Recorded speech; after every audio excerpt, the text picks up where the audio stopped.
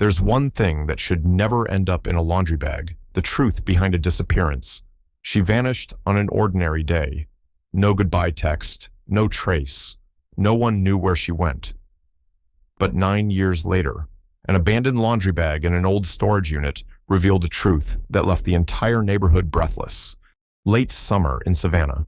Georgia is often thick with heat and the hum of insects, mingled with the faint sound of music drifting from front porches.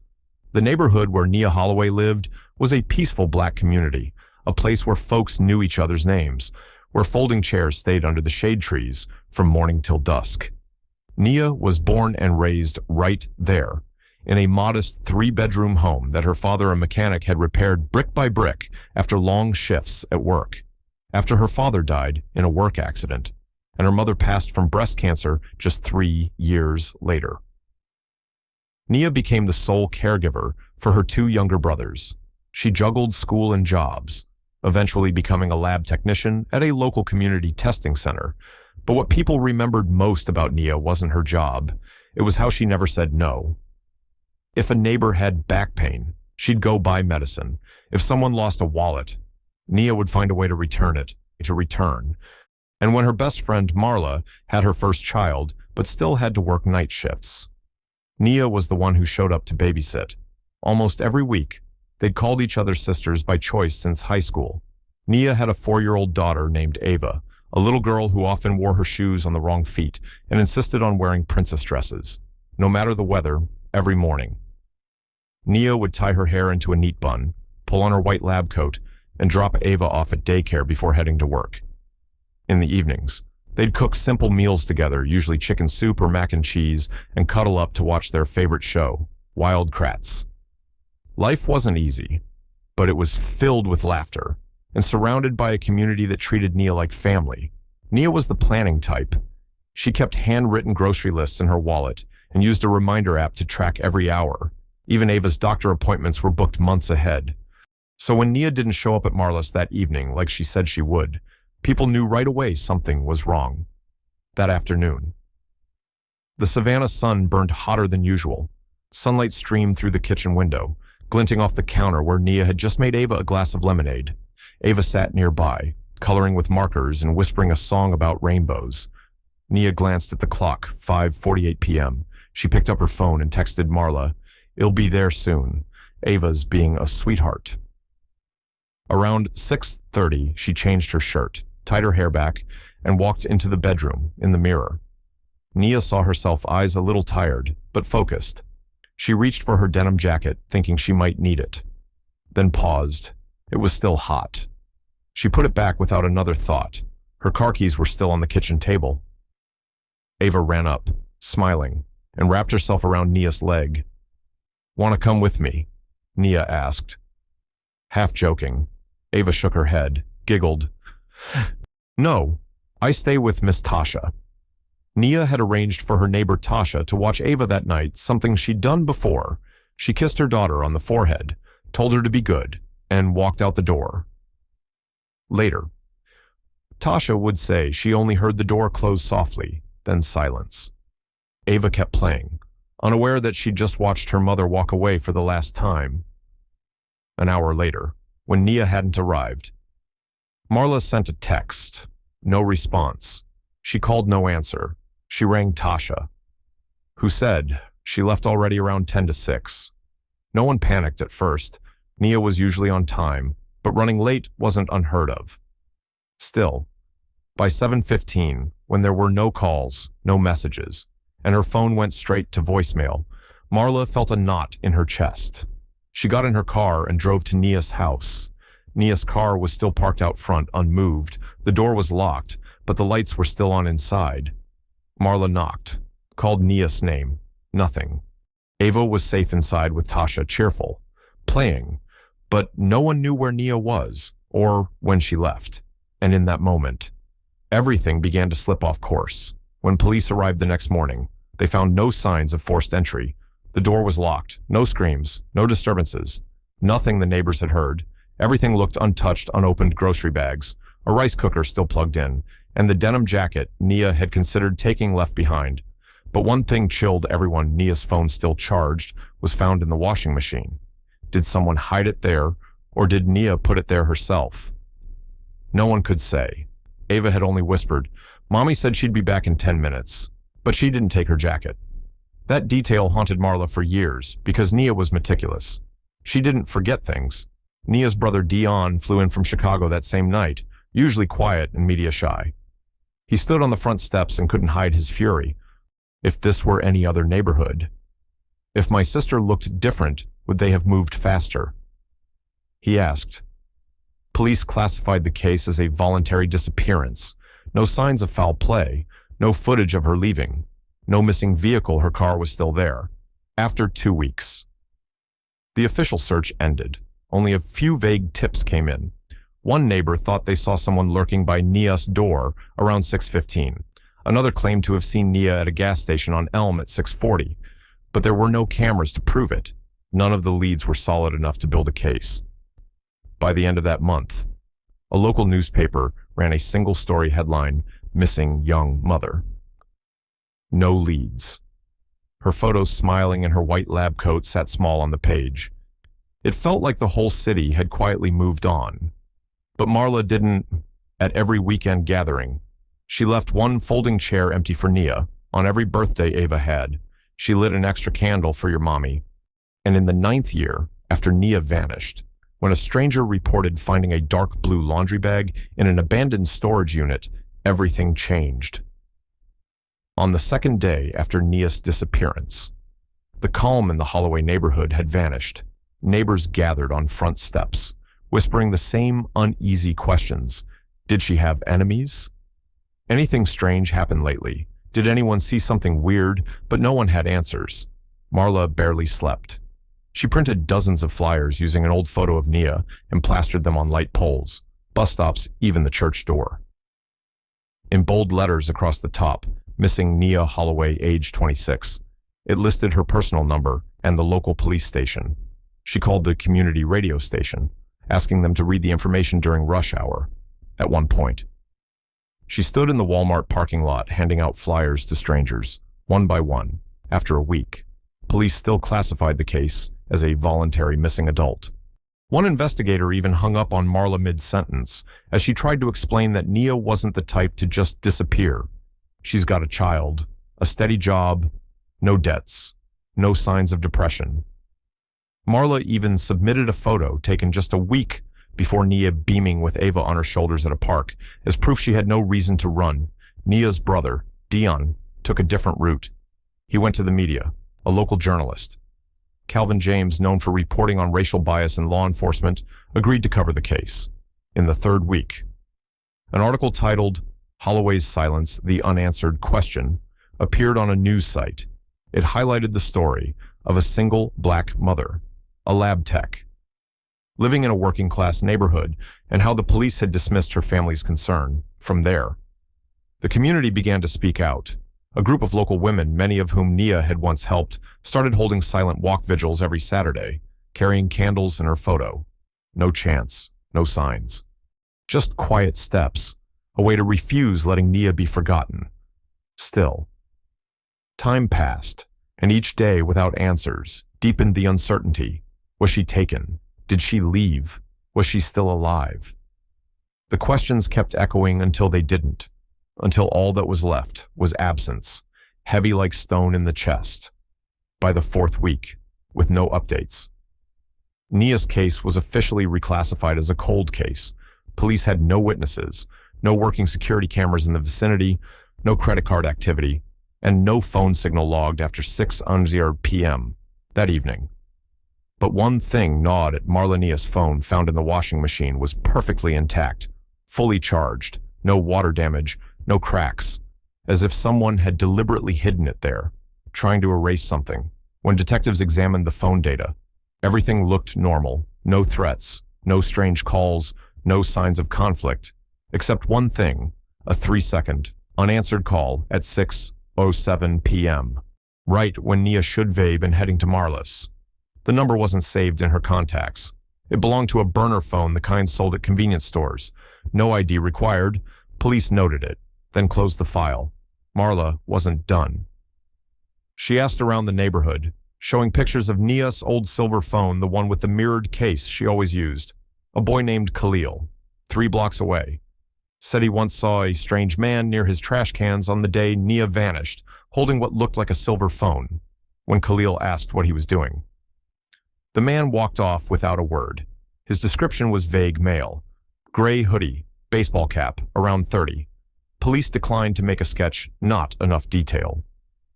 Meanwhile, Marla uncovered a delivery receipt with Nia's name dated the day she disappeared.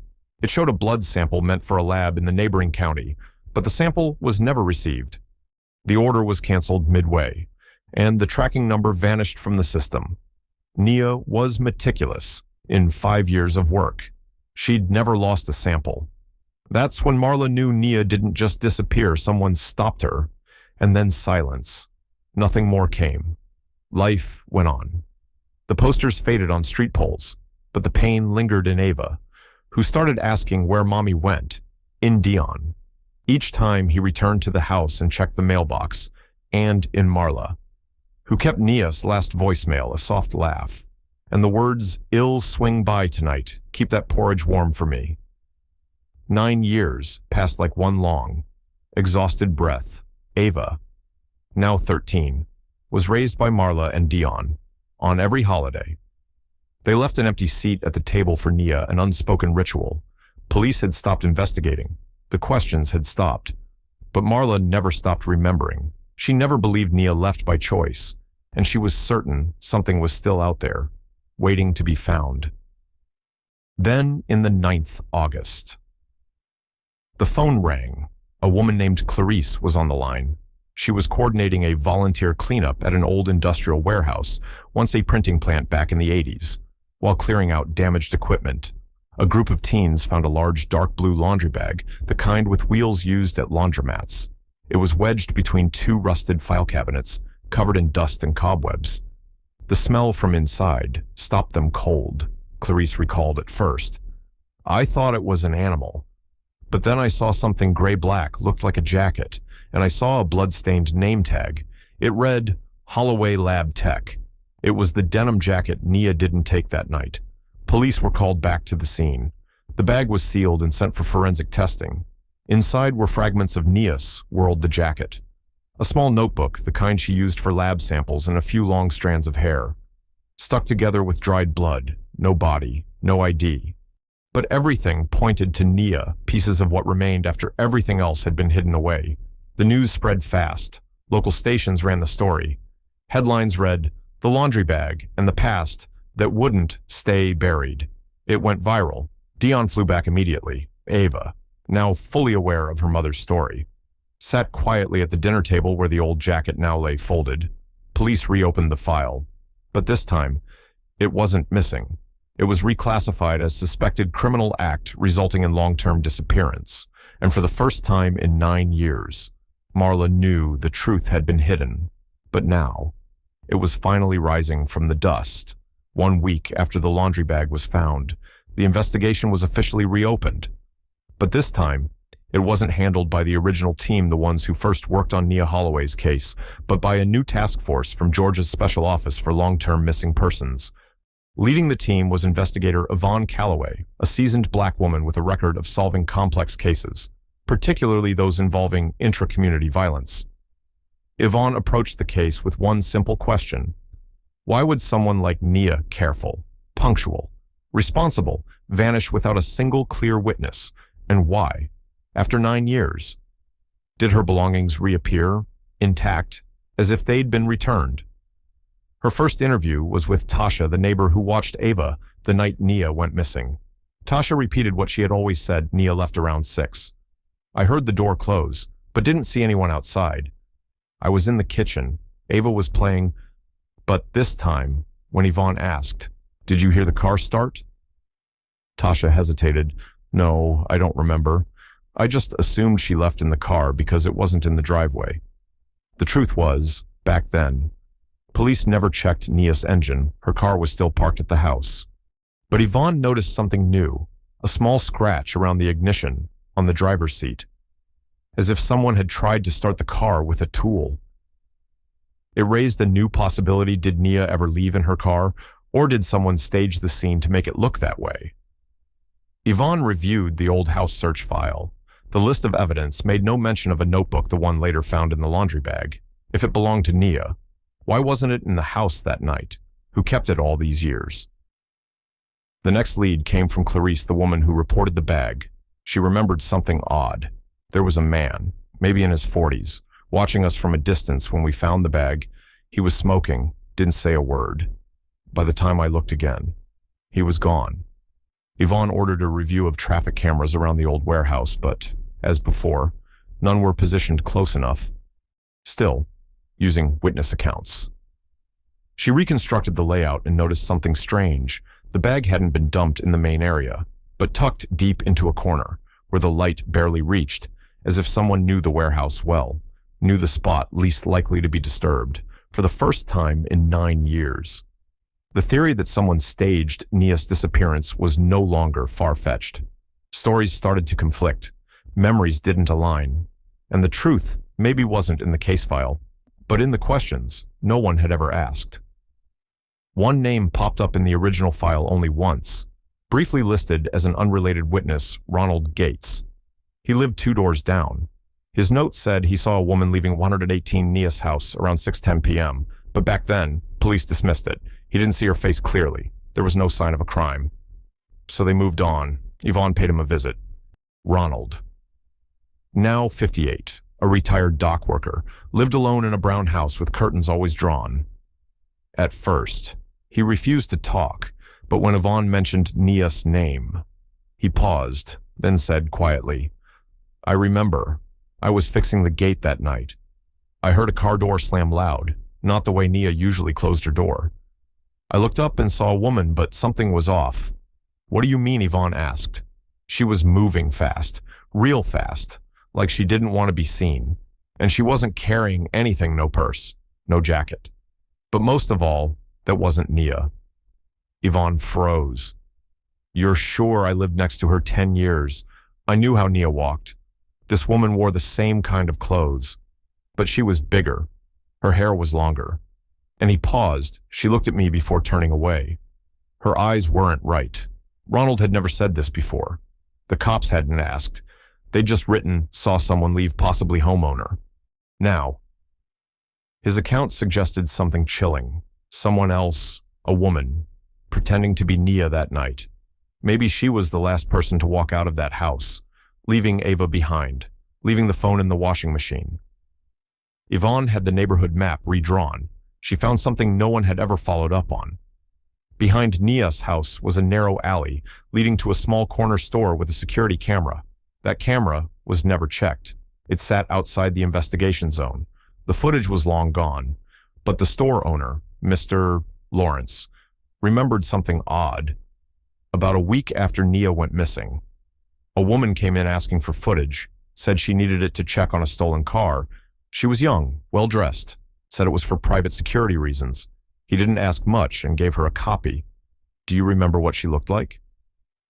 Yvonne asked. Long black hair, very polite. She smelled like lavender perfume. A tiny detail, a scent, a lie.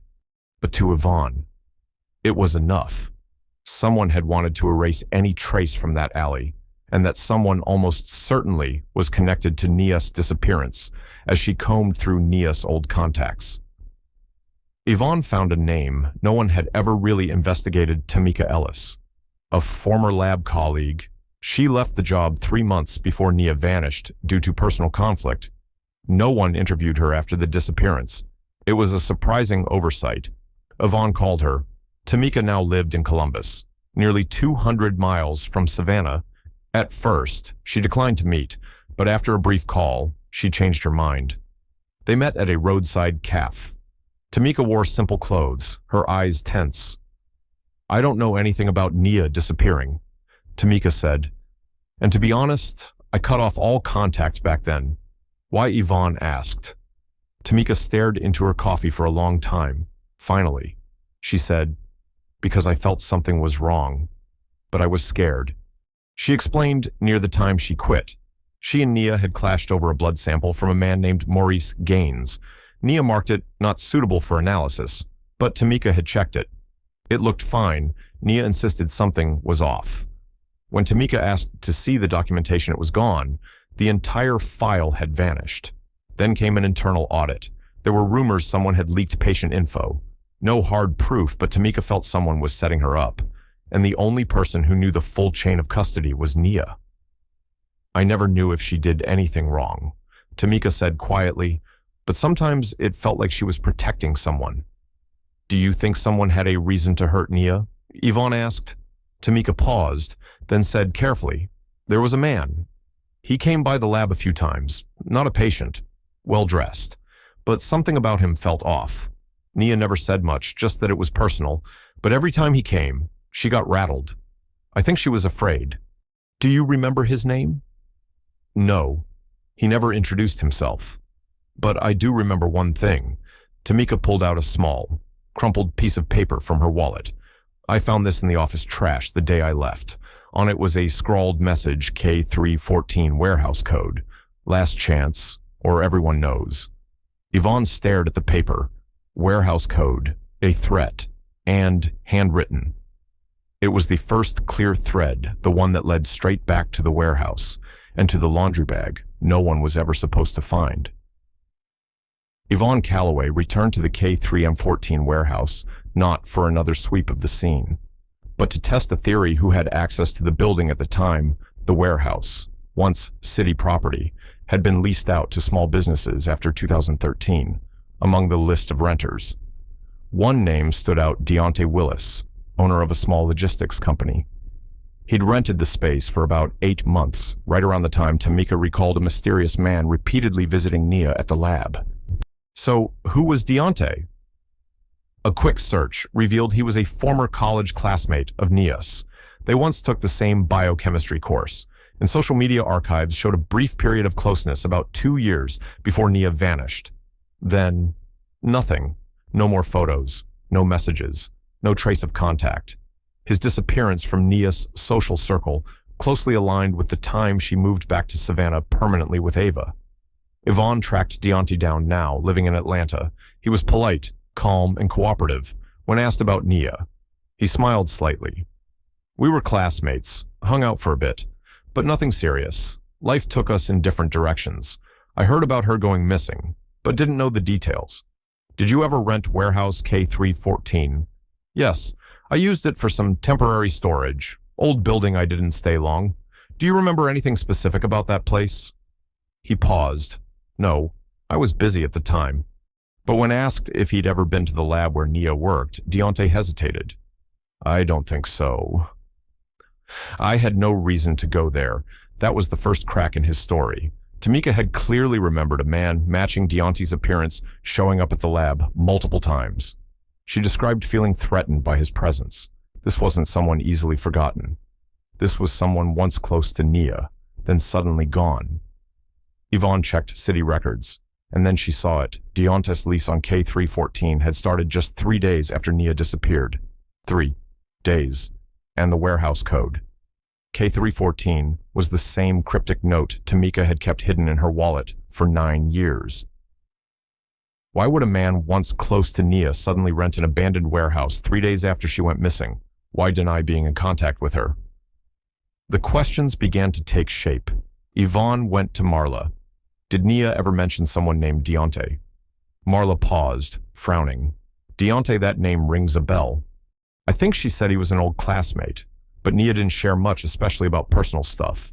Did she ever feel watched? Followed Marla's face changed.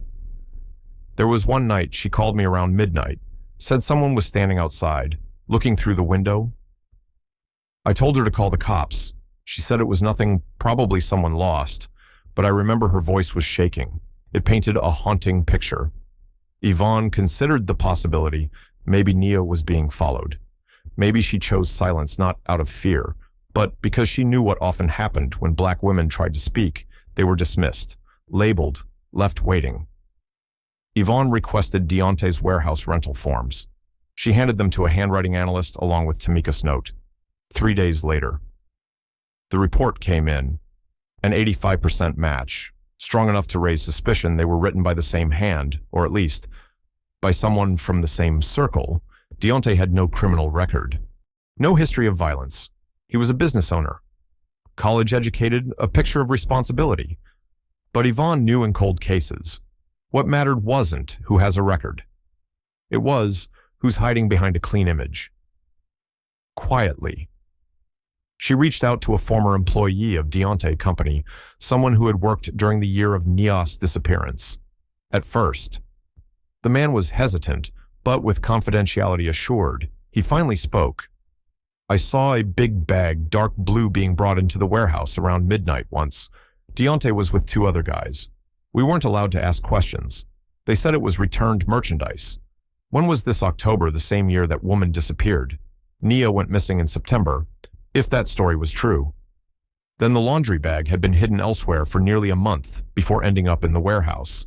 And if that bag held the most crucial physical evidence in Nia's disappearance, then Deontay wasn't just connected. He may have orchestrated the entire cover-up. Yvonne laid out the entire case again. The conflicting testimonies, the ignored details, the friendly ties that were never benign, and in that pattern. Deontay emerged not as a suspect by force of evidence, but by the shape of silence around him. He always seemed to be at the right place, at the right time, with answers too polished to be real. Then came something that made her stop cold. In Tasha's first interview, the one from 9 years ago, a line had been underlined in red. I didn't hear the car start, but I heard wheels rolling on concrete. That line had been trimmed from all official summaries. No one had asked about it. No one followed up. Wheels, Yvonne repeated aloud, then looked again at the photo of the laundry bag. It was the industrial kind, heavy duty. On wheels, about 80 centimeters long, used to move weight without lifting. If there was no sound of a car but the sound of wheels, then maybe Nia never walked out that door. Maybe she was moved out. The bag may not have just hidden evidence. It may have carried her. That theory brought Yvonne back to the alley behind Nia's house. It connected directly to an old city dump once used by sanitation trucks. No cameras, no foot traffic. And if someone knew the timing of waste pickups and how to avoid being seen, the entire cleanup could be taken less than 10 minutes.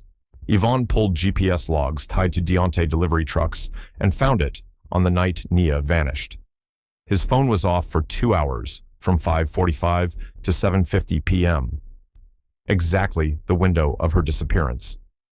But then, something unexpected happened. Deontay's lawyer contacted the police. They requested full access to the reopened case file. Their reason: because our client's benefactor is being falsely implicated based on unofficial conclusions. When asked who that benefactor was, the lawyer said cryptically, "Someone Ms. Holloway once protected." Someone not everyone knew she was protecting. That vague remark cast a fog over everything. What if Deontay wasn't the perpetrator? What if Nia had tried to shield someone and that decision cost her everything? The puzzle cracked open once more, and for the first time.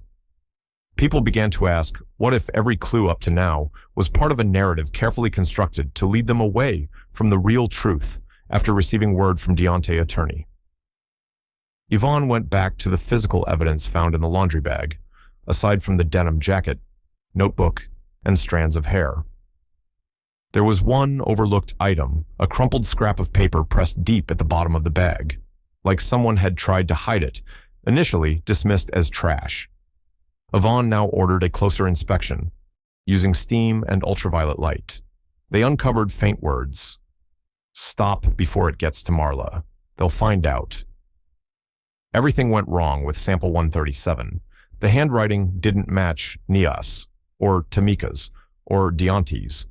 But whoever wrote it had inside knowledge. Only someone from the lab would know what sample 137 was. And suddenly, Marla, Nia's closest friend, became a name in a veiled warning. Yvonne retrieved archived lab records from the state's storage. Sample 137 was part of a series of medical tests conducted for a private research partner linked to Nia's lab. Strangely, the results had been edited twice, each time by a different employee, without documented justification. One of them, Marla. When questioned, Marla initially refused to comment. "It's old history," she said. "Nothing to do with what happened." But when shown the original files, she broke down in tears. I didn't think it would ever lead to this, Marla confessed years ago.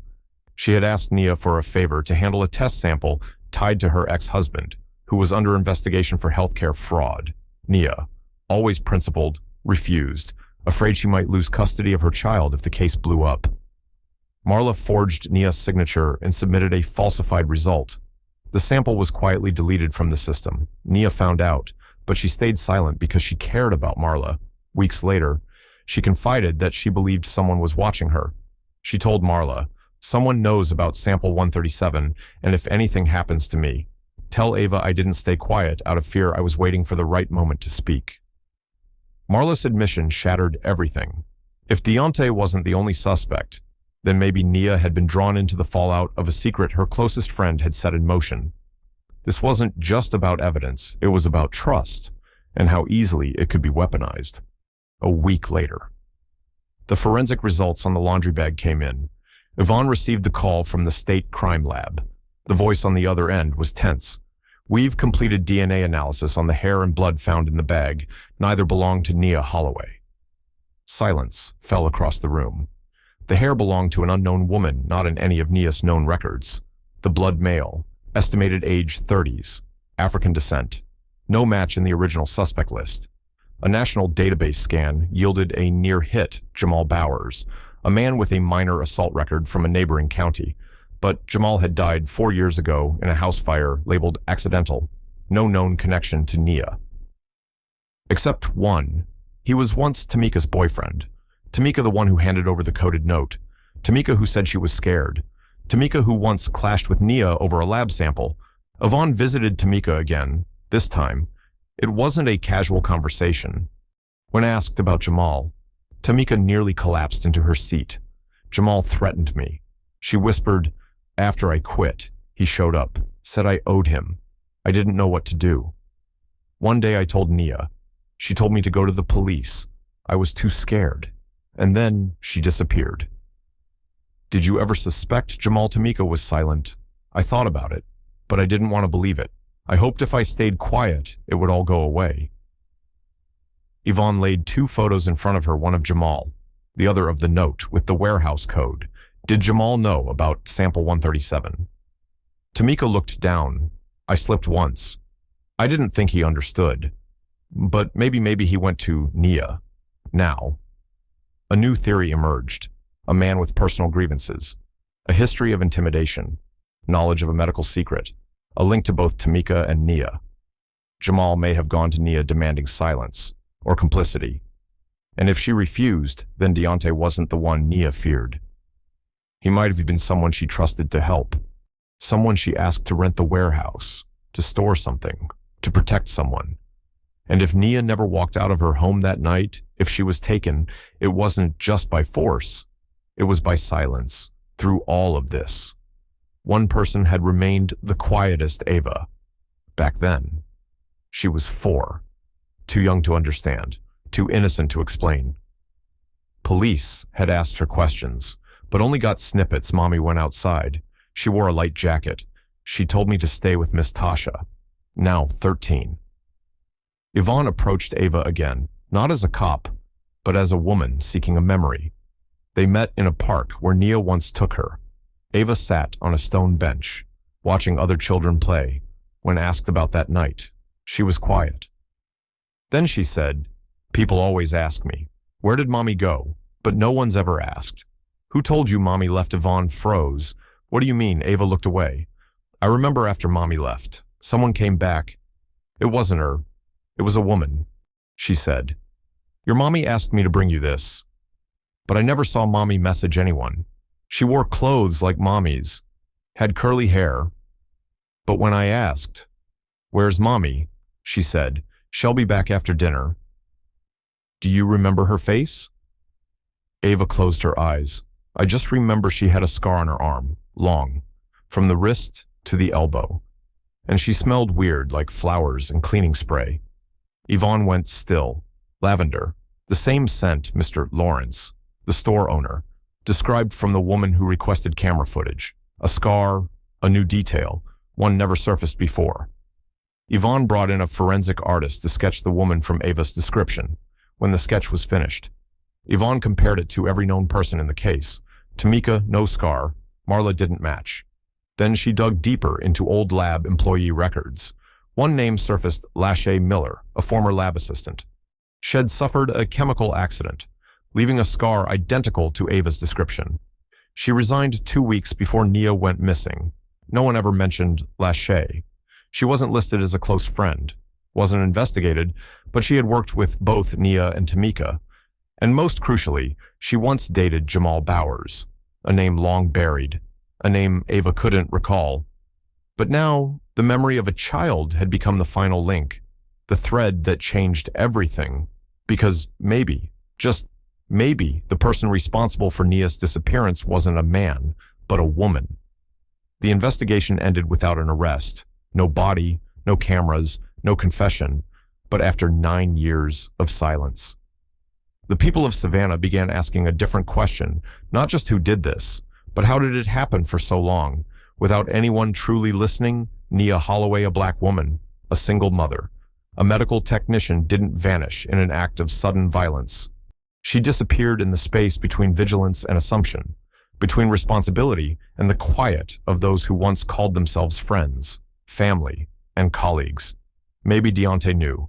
Maybe Marla helped conceal. Maybe Tamika stayed silent out of fear. Maybe Jamal acted, or maybe someone else stepped in as the messenger. Maybe Lachey, the woman with the scar, was the bridge between fragments of memory no one can verify anymore. But the more pressing question is, who believed her when she said she was being followed? No one. Nia's disappearance or her death wasn't an isolated event.